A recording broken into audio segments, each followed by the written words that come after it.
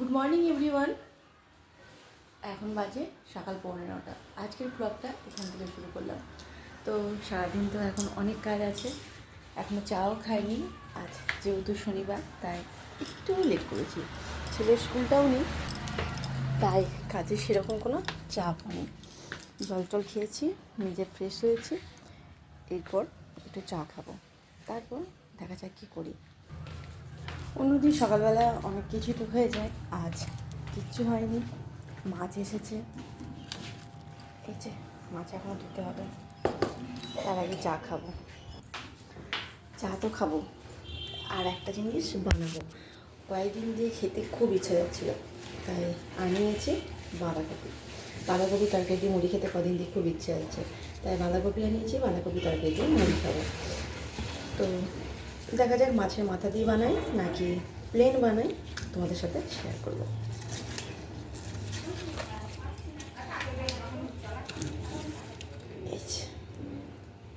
ছোট বেশ সুন্দর বাঁধাকপিটা আছে। তোমাদের চা খাওয়া হয়ে গেছে? যদি না হয়েছে তো চলে এসো, একসাথে চা খাবো। চা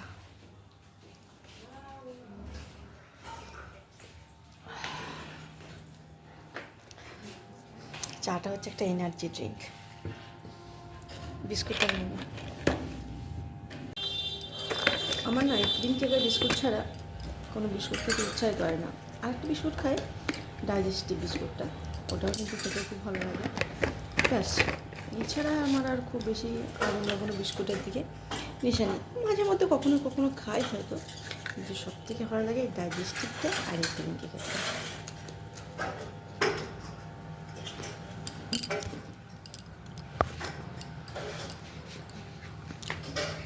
মিষ্টি বিস্কুট তো চা দিয়ে খেতেই পারি না, মুখটা মিষ্টি হয়ে যায়, চাটা খেতেই ভালো লাগে না। এমনিতেও চাটা চিনি ছাড়াই হয়, চিনি ছাড়া চাটা একটা মজাই আলাদা।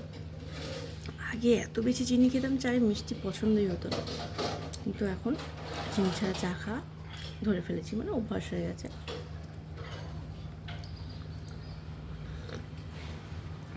দুধ চা খেলে কখনো কখনো সামান্য একটু চিনি দিই।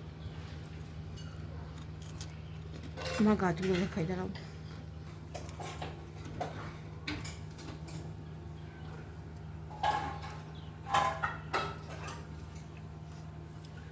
অনেক গাছ লাগাচ্ছিলাম, গাছ মরে যাচ্ছিলো কিনে কিনে, তো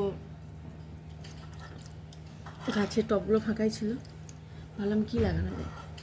এই দেখো, লঙ্কা বীজ ছিল, লাগিয়ে দিয়ে ছড়িয়ে দিয়েছি, লঙ্কা গাছ হয়েছে। লঙ্কা কিন্তু এখনও ফুলও আসেনি। আর একটুখানি হলুদের টুকরো গাছ লাগিয়েছিলাম নিচেতে, তো সেই টুকরোটা একটু ছিল, তো এখানটাতে রেখে দিয়েছিলাম, তো দেখছি ওখান থেকে গাছ বেরিয়ে গেছে, আর তুলিনি, এই আছে। আর এখানে একটা ছোট্ট টগর ফুলের গাছ আছে, এই যে দেখো ফুল ফুটেছে ছোট্ট। আর এখানটাতেও আর একটা টবে লঙ্কা গাছ লাগিয়েছে, একটা ছোট্ট লেবু গাছ, রসুন গাছের অঙ্কুর বেরিয়েছিল, রসুন গাছ দুটোও কিন্তু লাগিয়ে দিয়েছি। আর একটা এই গাছটা, এই গাছটাতে তোমরা সকলেই দেখেছো আমার রান্নার ভিডিওতে।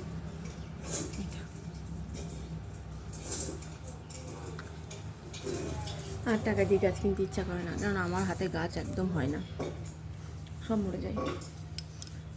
আমার কর্তামশাই কী বলে জানো, এগুলো টব না কফি, যাই লাগাই তাই মরে যায়। গাছ লাগানোর জন্য কিন্তু এই কথাটা মানতে হবে, হাতের গুণের দরকার। হাত যাদের খুব ভালো, গাছ কিন্তু প্রত্যেকটা গাছ হয়ে যায়। আমার মায়ের হাতে প্রত্যেকটা গাছ হয়ে যায়। একটা গল্প তোমাদের সাথে শেয়ার করি। আমাদের বাড়িতে একটা বড়ো পেয়ারা গাছ ছিল, তো যখন নতুন ঘর বানালো পেয়ারা গাছটা কেটে দিয়েছিল, মানে কাটতে হয়েছিল, ওই জায়গাটাতে ঘর বানিয়েছিল। তো তখন পেয়ারা গাছটা মাটির থেকে গাছ একটু ওপরে ওপরে কেটেছিল, তো ওটা 2 মাস 3 মাস ওইভাবেই পড়েছিল। 4 মাস 5 মাস পর দেখা গেল, মা দেখেছে এই ছোট্ট ছোট্ট একটু একটু পাতা বেরিয়েছে। তো মা কী করলো, তখন একজনকে সাথে নিয়ে ওই গাছটা কিন্তু লাগিয়ে দিল, আর সেই গাছটা কিন্তু আবার যেমনকার সেরকম হয়ে গেছে। বাড়ি গেলে তোমাদের সাথে কখনো গাছটা শেয়ার করবো, কোন গাছটা দেখাবো। তো মায়ের হাতে এইভাবেই গাছ হয়, কোনো গাছ না হওয়া হয় না, প্রত্যেকটা গাছ হয়। মাছটা ধুয়ে নিই। এই মাছগুলো না হাতে ভীষণ আস্তে আস্তে গন্ধ ওঠে।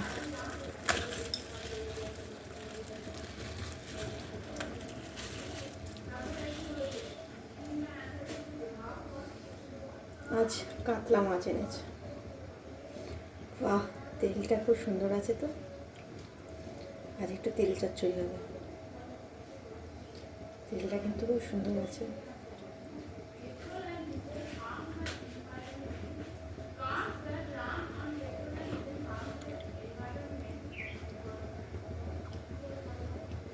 তেল চচ্চড়ি তোমাদের ভালো লাগে খেতে? আমার তো দারুণ লাগে। আমি তেল চচ্চড়ির রেসিপি আগে শেয়ার করেছি, তো তেল চচ্চড়ির রেসিপিটাই তোমাদের কিন্তু অনেক অনেক অনেক ভালোবাসা পেয়েছে।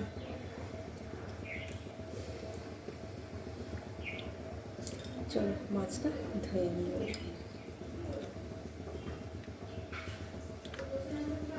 বেশ বড় মাছটা। আঁশটা দেখো, ঠিক কয়েনের মতো, তাই না? চলো মাছটা ধুয়ে নিই। মাছ ধুয়ে নিয়েছি।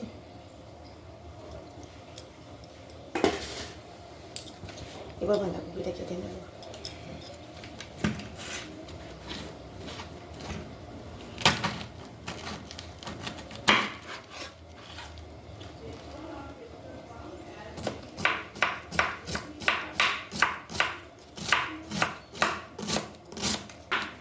একদম ঝিরিঝিরি করে বাঁধাকপিটা কাটবো, তাতে দেখতেও ভালো লাগে, রান্না করতেও খুব সময় কম লাগে।